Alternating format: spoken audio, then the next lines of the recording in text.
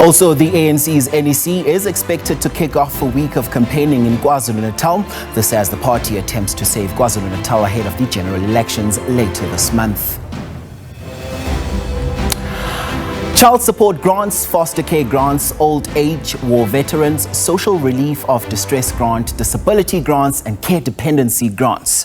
These are grants that continue to put food on the table of millions of unemployed South Africans. And how much of a role have these played in the lives of this country's citizens? And are they not creating a state of dependency? And how sustainable are they? These are some of the questions that we will be unpacking on today's show. Hello and welcome to it. This is Elections 360 Daily, your elections content show. My name is Mkolisi Masango, and of course I'm not alone. I'm with my co-host Buhle Geleba, standing by in the Johannesburg CBD, ready to bring us some of the latest conversations on today's subject head. We are crisscrossing South Africa and giving you and allowing you to, of course, give us your views on different subject matters. This happens every Monday to Thursday from 5 to 5:30 p.m. on SABC One Mzansi for sure, as well as the SABC News Channel 404, DTT, including all of our digital platforms. Today on the program, we're talking about the effectiveness of social grants and their sustainability.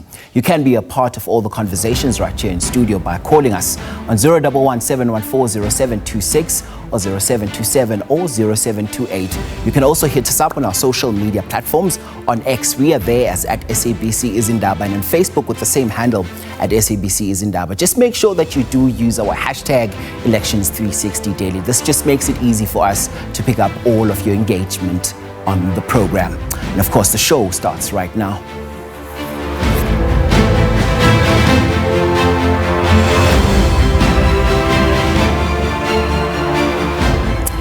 And of course, a resounding welcome to my guest that joins me today to unpack further on this subject. Today, we're joined by Isobel Fry, who's the Executive Director at the Social Policy Initiative, SPI. It's great to have you on the program. I'm looking forward to our engagement. Thank you, Mkolisi, and so am I. I think it's an incredibly important topic, and it's one that voters really should take to heart when they start considering who they should vote for in the forthcoming elections. Sure, but let's start here. So in 1994, when South Africa became a democracy, the country paid grants for about 2.5 million people, mostly old age grants, disability grants, and state maintenance grants. Now, this was the predecessor of the child support grant. Today, the South African Social Security Agency, SASSA, says and pays about 26 million social grants a month. Now, South Africans increasingly have to dig deeper and deeper into their pockets. This is to afford the same essential household items at the store. But before we go into our discussion, co-presenter Buhle Geleba is on standby to talk to citizens regarding our topic today. Buhle, thank you so much for your time on the program today. First of all, welcome to the show. It's great to have you. I'm looking forward to it. So take us through the latest conversations there on the ground.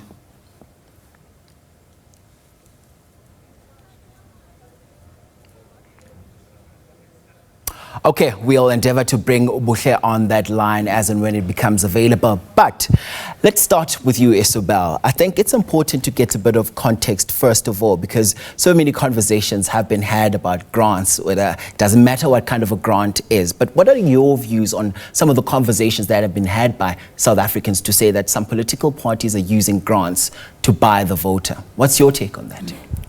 To be honest, I'm surprised that there is not more evidence that grants are being used to buy votes. I think if you look across the general contesting parties, so the ANC, DA, EFF, Rise Mzansi and Action South Africa are just some of the parties I was looking at earlier.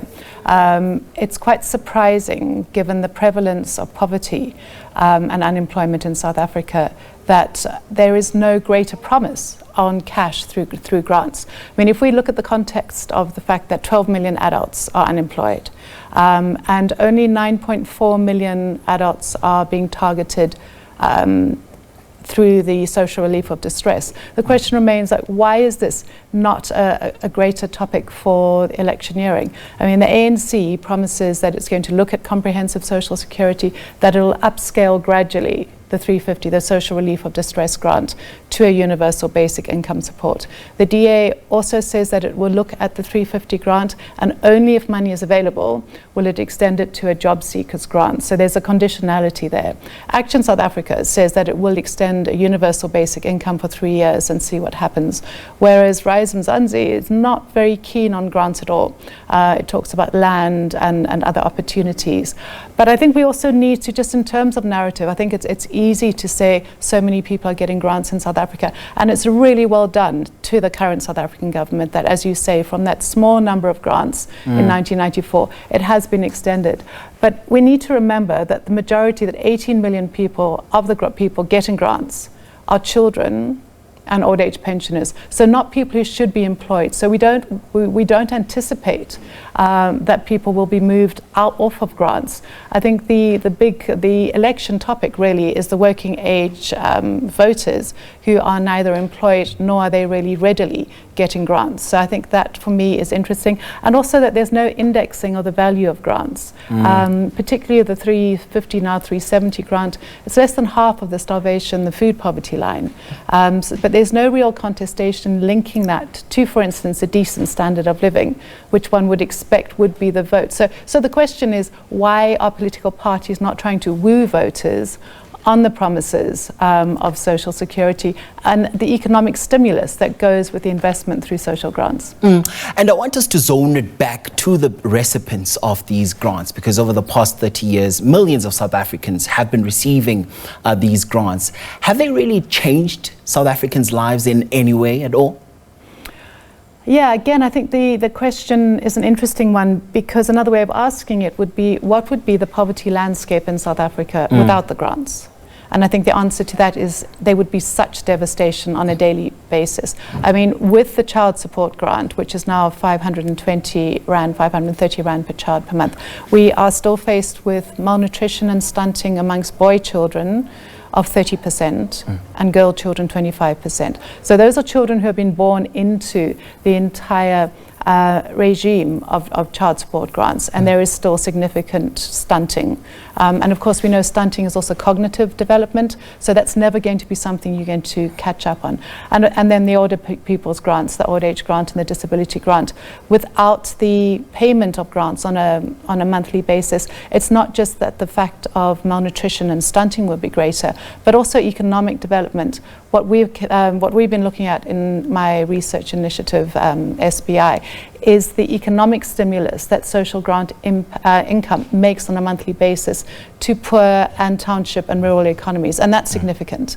Our argument is, if there is a greater investment through social grant income, we will see the kinds of blossoming and economic development from the bottom that we're not getting. I mean, if we see that recently growth was downgraded to 0.9%, there is no growth happening. Where growth could happen is if social grant income was targeted into the economies that are not having, and you see that burgeoning, that blossoming happening. And again, we would have expected to see that the election manifestos would have been able to paint a far more lucrative picture from that perspective. Okay, let's park it here to take a quick break. We're back with you straight after this. You're watching Elections 360 Daily.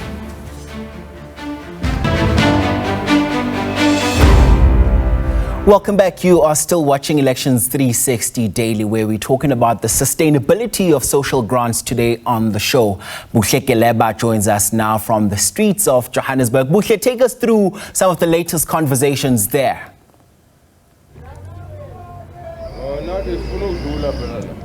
Manithathela ithuba ndibulise kuwe Mxolisi in the studio nakubabukeli ekhaya. Igama lam ngumhlonhlo Buhle Keleba.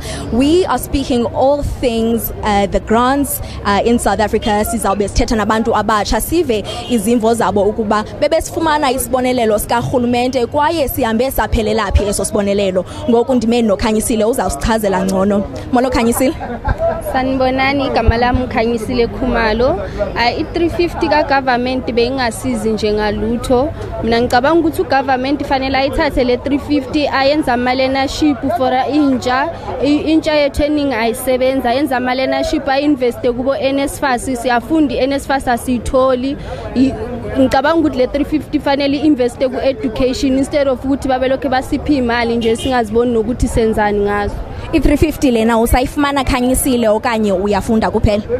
Ansayifumani ngiyekile ngoba bengicabanga ukuthi NSFAS izongiaccepta ngayeki i350 ngafocusa ku NSFAS instead ingirejectile angazi ukuthi why because ngiyacabanga ukuthi maybe ayisenayo imali ngicabanga ukuthi leyo mali kungcono invest ku education aba create ama learnership ba create amathuba omsebenzi for abantu balana South Africa instead of ukuthi basipha ama 350. Usalindile ke ngoku into kokubana uphendule kwa NSFAS ngaba zeziphi izinto okhe wazenza to find out ukuba uzayifumana nayi NSFAS? Ngizamile manje ngivela ku office labo elinye bathi bebelila eDynagon elinye belise Harrison Fox Street abekho nje bangiphi inamba yakhona uyayifonela akekho umuntu ophendulayo abaphenduli nje uzobulokhu ukhuluma nje nento erecordiwa ngazi yini leyo nto mara nje abaphenduli. Enkosi Khanyisile sinaye nomnye umuntu omtsha uJody who will be joining us. Enkosi kakhulu Khanyisile. Jordan, come through. We want to find out, have you been receiving the social grant from the government?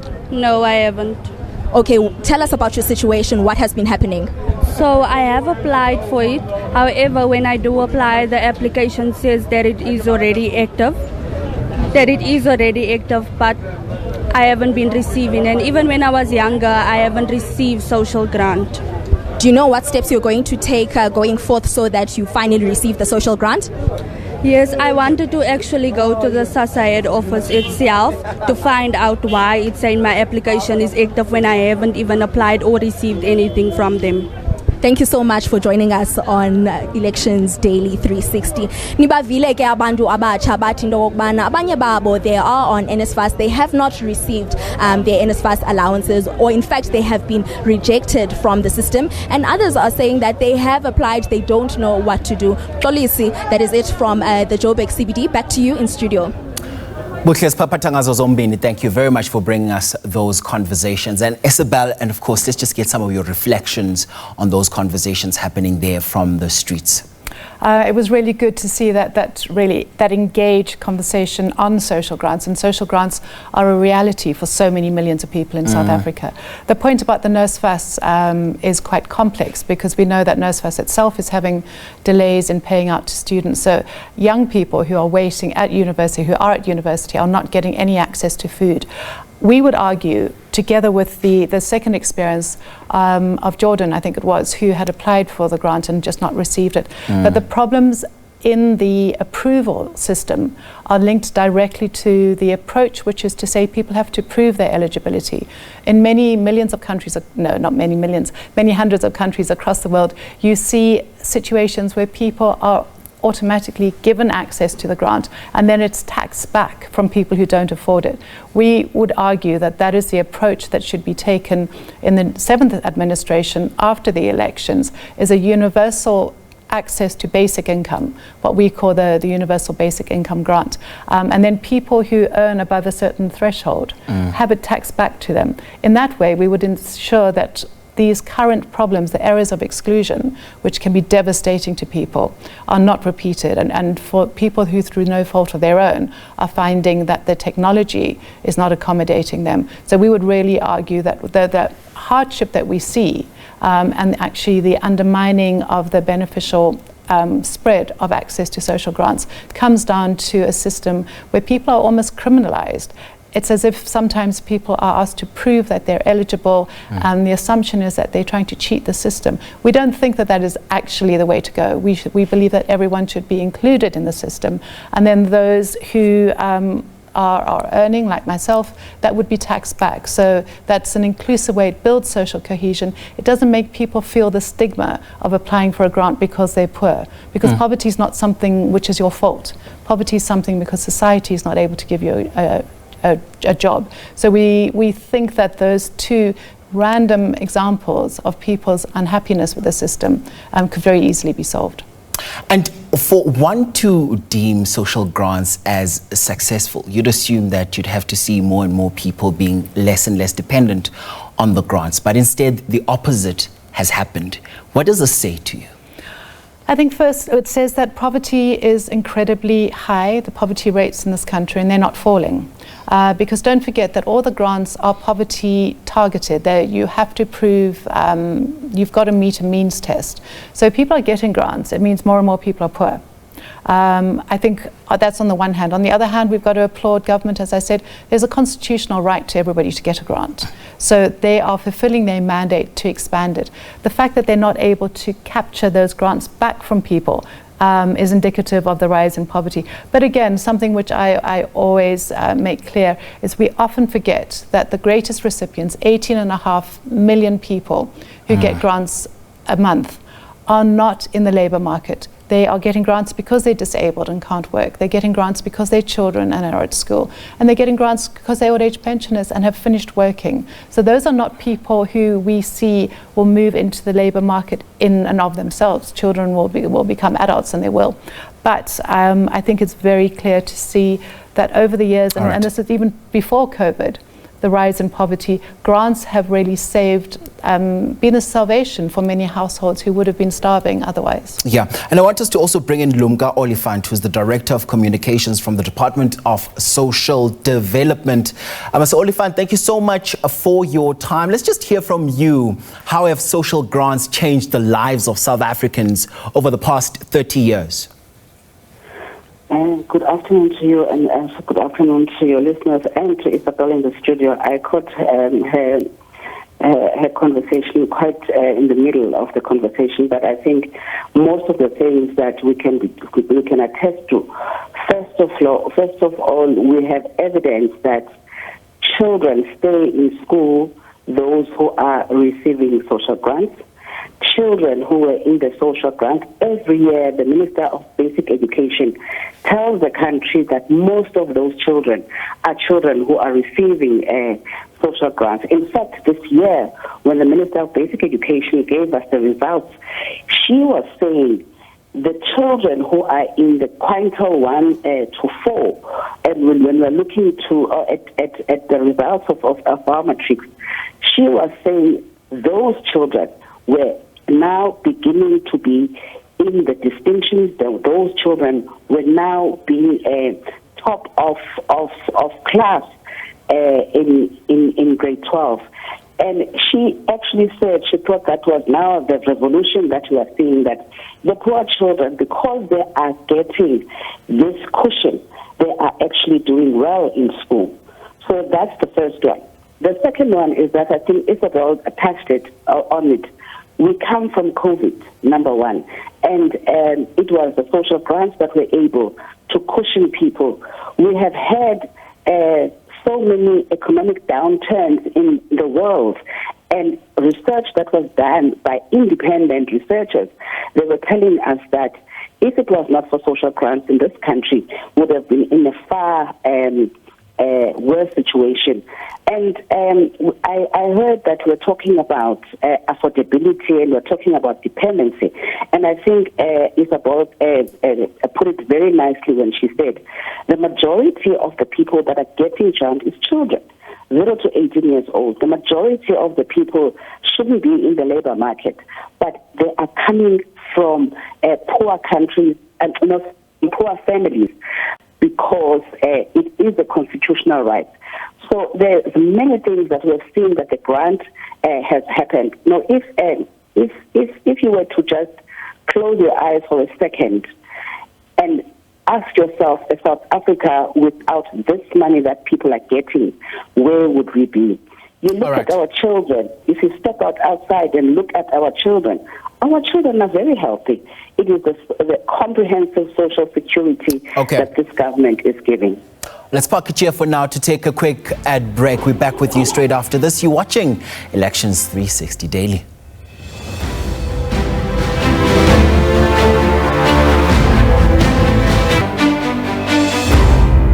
Thanks for staying with us. You're watching Elections 360 Daily, and we continue with our conversation today as we look at social grants on the program.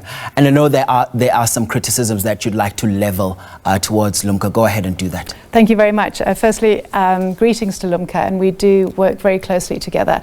My question to her really briefly is, we've done so much research, both independent researchers, organisations like mine and the department.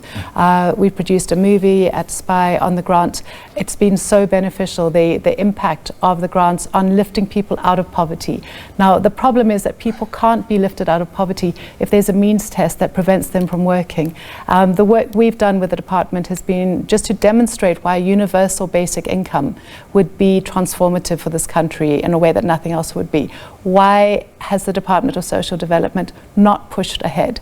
As we came to the end of the 6th administration, why could they not have put forward the universal basic income into their policy framework? All right, and Lumka, let's get your response on that. Just a quick one, please. We are pressed for time. I think we are on the record as the department saying that the issue of the basic income support is not something that we are opposed on.